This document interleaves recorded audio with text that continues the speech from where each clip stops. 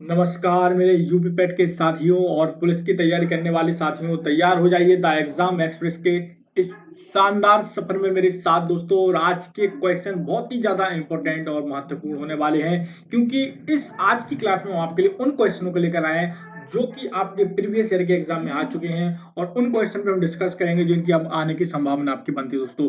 तो दोस्तों सबसे पहले अगले क्वेश्चन को देखिए, लास्ट तक हमने कहां तक कर लिया था, यहां तक कर लिया था 20वें नंबर के क्वेश्चन तक के विश्व व्यापार संगठन का मुख्यालय कहां था, तो जेनेवा में था। ये तो मैंने आपको बता दिया था। अब इसके बाद जो अगला क्वेश्चन है 21 नंबर का क्वेश्चन, चलिए आपको उस पर ले चलते हैं। लेकिन उससे पहले दोस्तों, अगर आप हमारे चैनल पर नए तो दोस्तों प्लीज हमारे चैनल को सब्सक्राइब कीजिए, बेल आइकन को ऑन कीजिए ताकि क्लास का नोटिफिकेशन सबसे पहले आपके पास पहुंचे। तो तैयार हो जाइए, चलिए देखते हैं अपना आज का पहला क्वेश्चन। क्वेश्चन क्या कहता है, भारत का राष्ट्रीय गान पहली बार कब गाया गया था दोस्तों, ठीक है। तो क्वेश्चन पूछा जा रहा है कि भारत का जो राष्ट्रीय गान है पहली बार कब गाया गया था। तो ऑप्शन नंबर ए हो जाएगा यहाँ पर हमारा 1905, ऑप्शन नंबर बी हो जाएगा यहाँ पर हमारा 1908, और ऑप्शन नंबर सी हो जाएगा यहाँ पर दोस्तों हमारा 1911, और ऑप्शन नंबर डी हो जाएगा 1947। तो देखिए, भारत का जो राष्ट्रीय गान है पहली बार कब गाया गया था, तो 1911 में गाया गया था। कब गाया गया था, 1911 में गाया गया था। Option number C is the right answer. ऐसे ही आपको क्वेश्चन मिलेंगे और शानदार शानदार सीरीज के क्वेश्चन मिलेंगे। थोड़ा थोड़ा लेवल हम बढ़ाते चलेंगे दिन पे दिन, ठीक है ना। थोड़ा सा सपोर्ट दीजिए, सहयोग दीजिए, आपके प्यार और सपोर्ट से ही हम क्लासेस को स्टार्ट किया है।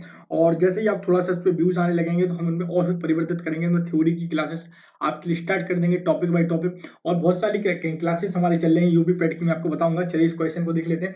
संगमरमर किसका परिवर्तित रूप है दोस्तों। क्वेश्चन नंबर 22 क्या कहता है, जल्दी से उसको देख लेते हैं। तो क्वेश्चन आपसे कहता है कि संगमरमर किसका परिवर्तित रूप है। ए ऑप्शन हो जाएगा ग्रेफाइट, बी ऑप्शन हो जाएगा चूना पत्थर, सी हो जाएगा यहाँ पर हमारा बुझा चूना, और डी हो जाएगा यहाँ पर हमारा उपयुक्त सभी, ठीक है ना। चलिए, तो सभी को इसका राइट आंसर देने की कोशिश करना है। और देखिए, इसका जो राइट आंसर हो जाएगा उपयुक्त में से इसका राइट आंसर क्या हो जाएगा दोस्तों, option number B is the right answer. चूना पत्थर का क्या एक परिवर्तित रूप है। संगमरमर जो होता है ना, आपने देखा होगा व्हाइट कलर का रहता है संगमरमर।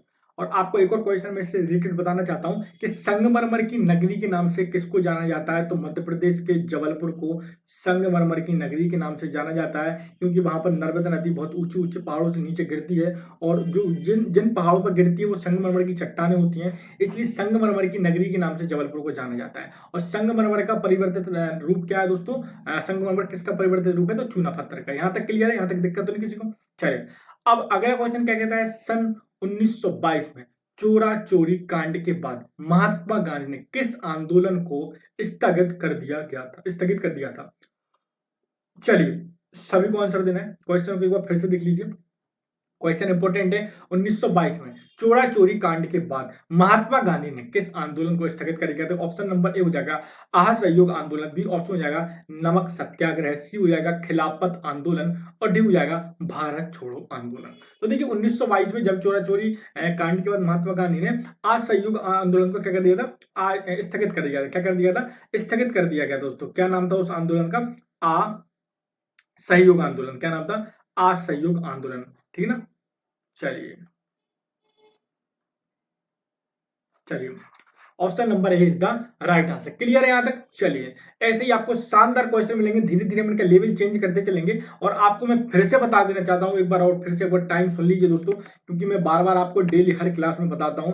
सबसे पहले जो हमारा यूपी पेट का जो बैच हमने लॉन्च किया, मैं यहां पर लिख देता हूं यूपी पैट, ठीक ना, राइटिंग पर मत जाना।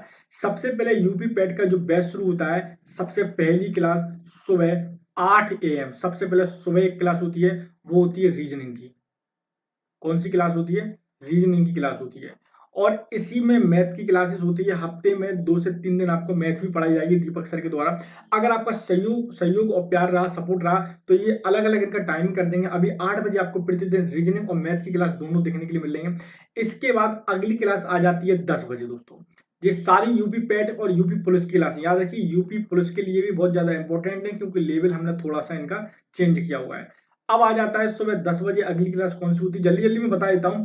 हिंदी की अगली क्लास प्रमोद सर के द्वारा ली जाती है, जियोग्राफी भी आपको वही पढ़ाएंगे, ठीक ना। इसके बाद 11 बजे एक और क्लास आती है जो कि जीके जीएस की होती है, जो कि जीके जीएस की क्लास होती है, जो कि जी के जीएस की जो मैं लेता हूँ मोहसिन सर दोस्तों। तो ये 3 अभी क्लासेस चलने, बल्कि 4 चल रही है, मैथ की भी क्लासेस रीजनिंग के साथ इंक्लूड है। तो ये तीनों क्लासेस आपके लिए प्रतिदिन चल रहे हैं दोस्तों। थोड़ा सा सपोर्ट कीजिए, सहयोग कीजिए, जो आपके ही कहने पर हमने ये क्लासेस को स्टार्ट किया है, ठीक है ना। चलिए, तो थोड़ा सा ध्यान देना, वापस क्वेश्चन की ओर आ जाते हैं। तो देखिए, असहयोग आंदोलन को और किस नाम से जाना जाता है दोस्तों। अब क्वेश्चन क्या पूछा जा रहा है? अब क्वेश्चन पूछा जा रहा है कि जो असहयोग आंदोलन था उसको और किस नाम से जाना जाता था। चलिए, तो क्या करेंगे, सबसे पहले इनका ऑब्जेक्ट पढ़ लेते हैं। ऑब्जेक्ट ए हो जाएगा दोस्तों हमारे यहाँ पर दांडी यात्रा, बी हो जाएगा नमक सत्याग्रह, सी हो जाएगा खिलाफत आंदोलन, और डी हो जाएगा सविनय अवज्ञा आंदोलन। तो देखिए, असहयोग आंदोलन को और किस नाम से जाना जाता था, तो इसका राइट आंसर क्या हो जाएगा? Option number D is the right answer हो जाएगा कि किस नाम से जाना जाता है दोस्तों? सविनय सविनय अवज्ञा आंदोलन, ठीक है ना। तो इन चीजों को याद रखिए। तो असहयोग आंदोलन को सविनय अवज्ञा आंदोलन के नाम से भी जाना जाता था। हर एक क्वेश्चन को हम ऐसे ही आपको विस्तार से बताते चलेंगे।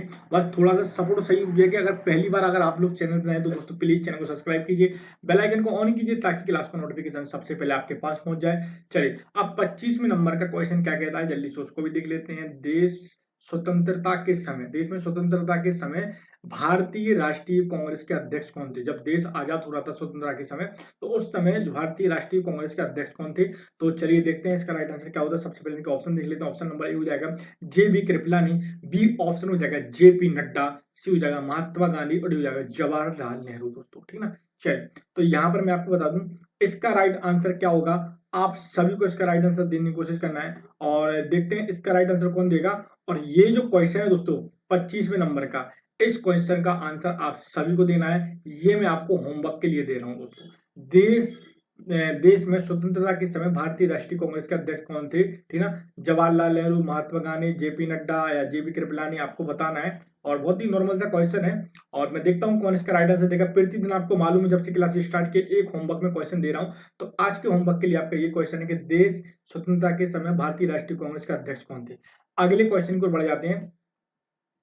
एंड अगला क्वेश्चन क्या है, जल्दी से उसको भी देख लेते हैं दोस्तों। तो महान चिकित्सक चरक किसके दरबार में थे दोस्तों, ठीक ना। महान जो चिकित्सक थे चरक, वे किसके दरबार में थे? ऑप्शन नंबर ए हो जाएगा अशोक, बी हो जाएगा दोस्तों यहाँ पर हमारा कनिष्क, और सी हो जाएगा दोस्तों यहाँ पर हमारा अकबर, और डी हो जाएगा आजाद शत्रु दोस्तों। सभी को इसका राइट आंसर देने की कोशिश करना है, और मैं आपको सभी को इसका राइट आंसर बता देता हूँ कि महान जो चिकित्सक थे दोस्तों, वे किसके दरबार के थे दोस्तों? तो वे कनिष्क के दरबार के थे। किसके थे? कनिष्क के दरबार के थे दोस्तों। मैं यहाँ पर लिख देता हूँ। आपको एक क्लास अलग से मैं संविधान की स्टार्ट जल्दी करवाऊंगा, ठीक है ना। तो महान चिकित्सक चरक किसके दरबार में थे? तो कनिष्क के दरबार में थे। क्लियर है यहाँ तक? कोई क्वेश्चन, कोई डाउट नहीं दोस्तों किसी को? तो यूपी पैट के लिए तैयार हो जाइए। जिन स्टूडेंट अभी तक फॉर्म को सबमिट नहीं किया है, तो फॉर्म को भी सबमिट कर दिए, तैयारी में जुट जाइए। पेपर कभी भी हो, तैयारी करते रहिए, क्योंकि तब जब आप पेपर देंगे तभी आप सफल होंगे, ठीक है ना। और ऐसा नहीं है कि कभी कभी क्या होता है, पहली बार में आपको सफलता मिल जाती है, कई बार स्टूडेंट निराश हो जाते हैं, सफल नहीं हो पाते हैं। तो धैर्य रखिए और लगन से मेहनत कीजिए, एक अपना एक लक्ष्य बनाइए, तभी आप कामयाब होंगे दोस्तों। क्योंकि आपको पता है यूपी पुलिस की भी बहुत सारी हजारों की तादाद में वैकेंसी आने वाली है। जैसे ही नोटिफिकेशन आउट होगा, उनकी भी क्लासेस हम आपके लिए अलग से स्टार्ट करेंगे। लेकिन अभी जो जी के जीएस के क्वेश्चन उनको इंक्लूड करके हम पढ़ा रहे हैं, क्योंकि दोनों का लेवल थोड़ा थोड़ा सेम मैंने कर दिया है दोस्तों, ठीक है ना। तो इस बात को समझना आप लोग। चलिए, अब अगला क्वेश्चन क्या कहता है, नाथुला दर्रा किस भारतीय राज्य में स्थित है? Very very very important question है, याद रखिए। ऐसे क्वेश्चन एग्जाम में आपके बहुत आते हैं, ठीक ना। चलिए, तो क्या है, नाथुला दर्रा किस भारतीय राज्य में स्थित है? ऑप्शन नंबर एक हो जाएगा असम, बी हो जाएगा अरुणाचल प्रदेश, सी हो जाएगा सिक्किम, डी हो जाएगा उत्तराखंड। यहाँ पर देखिए दोस्तों, नाथुला जो दर्रा है वह भारत के किस राज्य में स्थित है? तो याद रखिए, वह भारत के सिक्किम में स्थित है। कहां पर स्थित है? वह भारत के सिक्किम में स्थित है। Option number C is the right answer दोस्तों, ठीक ना। नाथुला दर्रा किस राज्य में स्थित है? तो याद रखिए, सिक्किम में स्थित है। क्लियर है? कोई डाउट्स, यहाँ पे डाउट्स तो नहीं दोस्तों किसी को? चलिए, हाँ, एक चीज और मैं आपको बताना चाहता हूँ। अगर इन जितने भी जो क्वेश्चन मैं आपको करा रहा हूँ, इन क्वेश्चनों को लेकर अगर आपके मन में कोई भी डाउट्स हो, कोई भी कंफ्यूजन हो, तो आप बेफिक्र होकर हमको कमेंट बॉक्स में कमेंट कर सकते हैं। हम आपके हर एक क्वेश्चन का आंसर देंगे। दूसरी चीज, हमने आपको डिस्क्रिप्शन में इंस्टाग्राम की लिंक दे दी है, वहां पर जाकर इंस्टाग्राम चैनल को फॉलो कर सकते हैं, टेलीग्राम ग्रुप से भी जुड़ सकते हैं, ठीक है ना। टेलीग्राम ग्रुप हमने अभी अभी बनाया है, ज्यादा उसमें स्टूडेंट ज्वाइन नहीं हुए हैं, तो थोड़ा थोड़ा करके आप लोग ज्वाइन होते चलिए, ठीक है ना। चलिए, अब 28वें नंबर का क्वेश्चन क्या है, अब हम अपने क्वेश्चन की ओर आ जाते हैं। क्वेश्चन क्या कहता है, क्वेश्चन कहता है मुस्लिम लीग और भारतीयों राष्ट्रीय कांग्रेस के बीच लखनऊ समझौता किस वर्ष हुआ था। इंपॉर्टेंट क्वेश्चन है, मुस्लिम लीग और भारतीय राष्ट्रीय कांग्रेस के बीच लखनऊ समझौता किस वर्ष हुआ था। आइए चलिए देखते हैं। ऑप्शन नंबर ए हो जाएगा 1916, बी हो जाएगा यहाँ पर हमारा 1929, सी हो जाएगा 1936 और डी हो जाएगा हमारा 1947। तो याद रखिए, जो मुस्लिम लीग और भारतीय राष्ट्रीय कांग्रेस के बीच जो लखनऊ समझौता हुआ था वह 1916 हुआ था, 1916 में हुआ था। Option number A is the right answer. Clear है यहाँ तक? एनी डाउट्स किसी को, कोई क्वेश्चन तो नहीं किसी को? चलिए, अगला क्वेश्चन क्या कहता है उसको देख लेते हैं। पानीपत का तीसरा युद्ध हुआ था दोस्तों, आप सभी को बताना है कि पानीपत का जो तीसरा युद्ध है वह कब हुआ था दोस्तों, यानी पानीपत का तीसरा युद्ध किन किन के बीच हुआ था, ठीक है ना। चलिए, तो आप जल्दी से देख लेते हैं।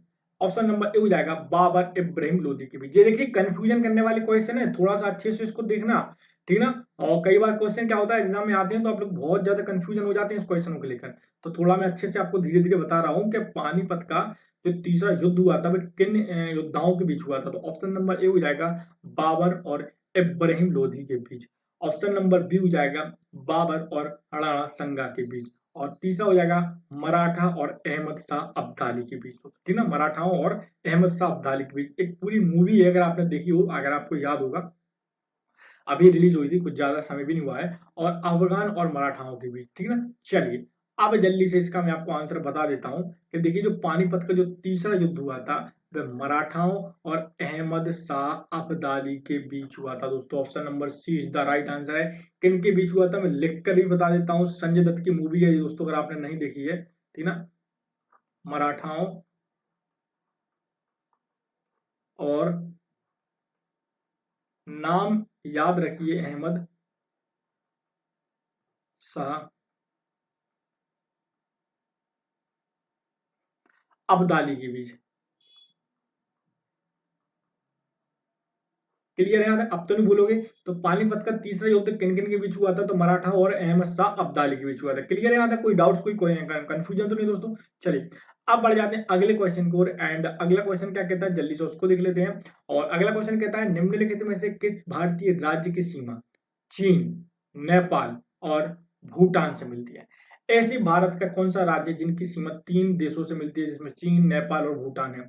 ऑप्शन नंबर ए हो जाएगा उत्तर प्रदेश, भी हो जाएगा अरुणाचल प्रदेश, और सी हो जाएगा यहाँ पर हमारा सिक्किम, और डी हो जाएगा पश्चिम बंगाल। दोस्तों सभी को इसका राइट आंसर देने की कोशिश करना है, और देखते हैं सबसे पहले कौन इसका राइट आंसर देगा, ठीक है ना। चलिए चलिए, तो ऑप्शन नंबर ए हो जाएगा ए उत्तर प्रदेश, बी हो जाएगा अरुणाचल प्रदेश, सी हो जाएगा सिक्किम, और डी हो जाएगा पश्चिम बंगाल। तो याद रखिए कि सिक्किम ऐसा राज्य है दोस्तों, सिक्किम एक ऐसा राज्य है जिसकी सीमा किस किस देशों के साथ मिलती है, लगती हैं, तो चीन, नेपाल और भूटान के साथ मिलती हैं। क्लियर है यहाँ तक? किस किस किन किन देशों के साथ मिलती हैं, चीन, नेपाल और भूटान के साथ सिक्किम की सीमाएं मिलती हैं। क्लियर है? अब तो कंफ्यूजन नहीं है किसी को। चलिए, अगले क्वेश्चन की ओर बढ़ जाते हैं। एंड अगला क्वेश्चन से पहले दोस्तों आपसे फिर से रिक्वेस्ट करना चाहते हैं कि जो स्टूडेंट चैनल पर नए हैं दोस्तों, प्लीज अभी तक हमारे साथ जुड़े द एग्जाम एक्सप्रेस के शानदार सफर में चैनल को सब्सक्राइब कर दीजिए, बेल आइकन को ऑन कीजिए, ताकि क्लास का नोटिफिकेशन सबसे पहले आपके पास पहुंच जाए। और आज का अंतिम और लास्ट क्वेश्चन है, विश्व विकलांग दिवस प्रत्येक वर्ष किस दिन मनाया जाता है दोस्तों, ठीक ना। जो विश्व विकलांग दिवस है आपको बताना है वे प्रत्येक वर्ष किस दिन मनाया जाता है। ऑप्शन नंबर ए हो जाएगा दिसंबर को, बी ऑप्शन हो जाएगा हमारा 3 दिसंबर को, सी हो जाएगा 5 दिसंबर को, और डी ऑप्शन हो जाएगा 23 मार्च को। सभी को इसका राइट आंसर देने की कोशिश करना है, और जो स्टूडेंट अभी मेरी क्लास देख रहे हैं उनको कमेंट बॉक्स में इसका आंसर देने की कोशिश करना है, ठीक है ना। चलिए, तो आज के लिए क्लास में इतना ही रहने देते हैं। यहाँ से कल हम एक और नए कंटेंट के साथ आपके साथ लौटेंगे दोस्तों, ठीक ना। तो उम्मीद है ये आज की क्लास आप सभी को पसंद आई होगी। अगर आप लोगों ने हमको प्यार और सपोर्ट ऐसे ही दिया तो टाइमिंग बढ़ा देंगे, क्वेश्चन भी बहुत सारे कर देंगे, थ्योरी की क्लासेस भी स्टार्ट कर देंगे। जितना मैंने पढ़ाया इन सब की पीडीएफ भी आपको जल्द से जल्द टेलीग्राम ग्रुप पे मिलने लगेगी। बस थोड़ा सा सपोर्ट और सहयोग की आप सबकी जरूरत है दोस्तों। तो मिलते हैं कल हम एक और नए क्लास के साथ, एक और नए कंटेंट के साथ। जब तक के दोस्तों, जय हिंद, जय भारत, नमस्कार।